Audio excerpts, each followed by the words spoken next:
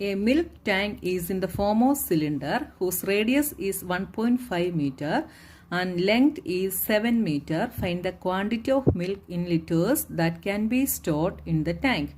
അപ്പോൾ നമുക്കിവിടെ ഒരു മിൽക്ക് ടാങ്ക് സിലിണ്ടറിൻ്റെ ഫോമിലാണ് എന്ന് പറഞ്ഞിട്ടുണ്ട് അല്ലേ. ഇതാണ് മിൽക്ക് ടാങ്ക്. ഇതൊരു സിലിണ്ടറിൻ്റെ ഫോമിലാണ്. ഇതിൻ്റെ റേഡിയസ് തന്നിട്ടുണ്ട്. അതായത് ഇതാണ് റേഡിയസ്. ഈ റേഡിയസ് എത്രയാണ്? 1.5 മീറ്റർ ആണ് എന്ന് തന്നിട്ടുണ്ട്. ഇതിൻ്റെ ലെങ്ത് എത്രയാണെന്ന് തന്നിട്ടുണ്ട്? 7 മീറ്റർ ആണ് എന്ന് തന്നിട്ടുണ്ട്. അപ്പം നമുക്ക് ഈ സിലിണ്ടറിനകത്ത് എത്ര ലിറ്റർ മിൽക്ക് സ്റ്റോർ ചെയ്യാൻ പറ്റുമെന്നാണ് നമ്മൾ കണ്ടുപിടിക്കേണ്ടത്. അപ്പോൾ ഇതിൻ്റെ എന്താ കണ്ടുപിടിക്കേണ്ടത്? വോളിയമാണ് കണ്ടുപിടിക്കേണ്ടത് അല്ലേ. അപ്പോൾ നമുക്ക് വോളിയം കണ്ടുപിടിക്കുന്ന ഇക്വേഷൻ എന്താണ്? പൈ r²h ആണ് വോളിയം കണ്ടുപിടിക്കുന്ന ഇക്വേഷൻ. അപ്പോൾ നിങ്ങൾ ഓർക്ക് ഇവിടെ ലെങ്ത് ആണല്ലോ തന്നിരിക്കുന്നത്, ഹൈറ്റ് ഇല്ലല്ലോ എന്ന് വിചാരിക്കും അല്ലേ. അപ്പോൾ ഒരു സിലിണ്ടർ ഈ ഷേപ്പിലാണെങ്കിൽ നമുക്കിവിടെ ലെങ്ത് എന്ന് പറഞ്ഞായിരിക്കും തരുന്നത് കേട്ടോ. അതേസമയം ഇത് തിരിച്ചാണ് ഇങ്ങനെയാണെന്നുണ്ടെങ്കിൽ ഇത് ഈ ലെങ്ത് നമുക്ക് ഹൈറ്റ് ആയിട്ടാണ് തരുന്നത്. അപ്പോൾ ലെങ്ത് എന്ന് തന്നാലും അത് എന്ത് തന്നെയാണ്? ഇതിൻ്റെ ഹൈറ്റ് ആയിട്ട് തന്നെയാണ് നമ്മൾ എഴുതുന്നത് കേട്ടോ. അപ്പോൾ നോക്കി ഇവിടെ റേഡിയസ് തന്നിട്ടുണ്ട്, അതിൻ്റെ ഹൈറ്റും തന്നിട്ടുണ്ട്. അപ്പോൾ നമ്മൾ ഇതിൽ എത്രത്തോളം മിൽക്ക് സ്റ്റോർ ചെയ്യാൻ പറ്റുമെന്നാണ് നമ്മൾ കണ്ടുപിടിക്കേണ്ടത്. അപ്പോൾ നോക്കിയാൽ ഇവിടുത്തെ സ്റ്റോർ ചെയ്യാൻ പറ്റുന്ന മിൽക്കിൻ്റെ ക്വാണ്ടിറ്റിയാണ്. അതെന്താണ്? കപ്പാസിറ്റി. അപ്പോൾ നമ്മളിവിടെ എന്താണ്? കപ്പാസിറ്റിയാണ് നമ്മൾ കണ്ടുപിടിക്കുന്നത്. അപ്പോൾ കപ്പാസിറ്റി കണ്ടുപിടിക്കുന്ന ഉടനെ അതിൻ്റെ യൂണിറ്റ് നമ്മൾ എന്തിലാക്കി എഴുതും? ലിറ്ററിലാക്കി എഴുതും. മനസ്സിലായല്ലോ. വോളിയം ആണെങ്കിൽ എന്തിലാണ് എഴുതുന്നത്?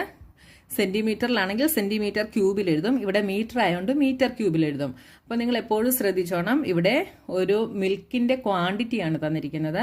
അപ്പം നമ്മളതിന്റെ കപ്പാസിറ്റിയാണ് കണ്ടുപിടിക്കേണ്ടത്. അപ്പോൾ ലാസ്റ്റിൽ ആൻസറിന്റെ യൂണിറ്റ് നമ്മൾ എഴുതുമ്പോൾ എന്തായിട്ട് എഴുതും? ലിറ്ററിലാക്കി എഴുതും കേട്ടോ. അതാണ് വോളിയം കപ്പാസിറ്റിയും തമ്മിലുള്ള ഡിഫറൻസ്. അപ്പം നമുക്കിവിടെ എന്തൊക്കെ തന്നിട്ടുണ്ട്? റേഡിയസ് തന്നിട്ടുണ്ട് 1.5 മീറ്റർ, ഹൈറ്റ് തന്നിട്ടുണ്ട് 7 മീറ്റർ. അപ്പോൾ കപ്പാസിറ്റി ഈസ് ഈക്വൽ ടു എന്താണ്? Pi r²h. രണ്ടിനും ഇക്വേഷൻ സെയിം തന്നെയാണ് കേട്ടോ. അപ്പോൾ pi is equal to 22/7 into radius is 1.5. അപ്പോൾ r² ആണ്. അപ്പോൾ നമ്മൾ 1.5 2 ടൈംസ് എഴുതുന്നു. Height is 7. ഇവിടെ നമുക്ക് ഈ 7ഉം കൂടെ നമുക്ക് കട്ട് ചെയ്യാം. ബാക്കി എന്തൊക്കെ വന്നു? 22 ഇൻറ്റു 1.5 ഇൻറ്റു 1.5. 1.5 ഇൻറ്റു 1.5 എന്ത് വരും? അപ്പോൾ നമുക്ക് 15 ഇൻറ്റു 15 ചെയ്ത് നോക്കാം. 5 5s are 25. 5 + 2 7. 5 1 5 2 225. 225 into 22 0. 2 2s are 4 + 1 5. 2 2s are 4. 5 2s are 10. 2 2s are 4 + 1 5. 2 2s are 4. 0 5 9 4. എന്ത് വന്നു? 4950.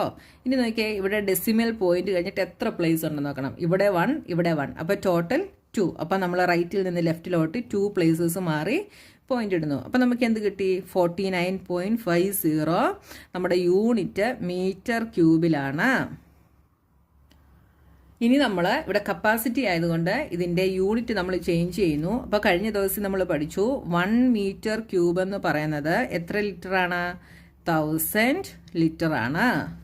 അപ്പോൾ ഇതിനെ ലിറ്ററിലാക്കാൻ നമ്മൾ എന്ത് ചെയ്യണം?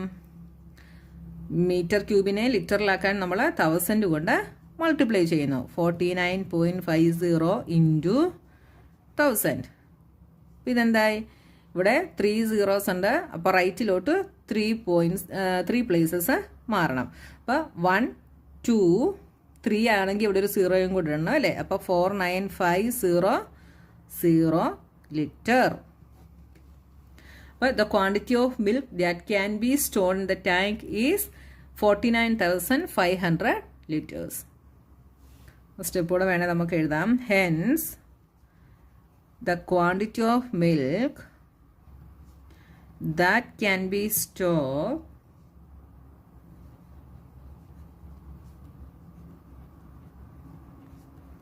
in the tank is 49,500 liters.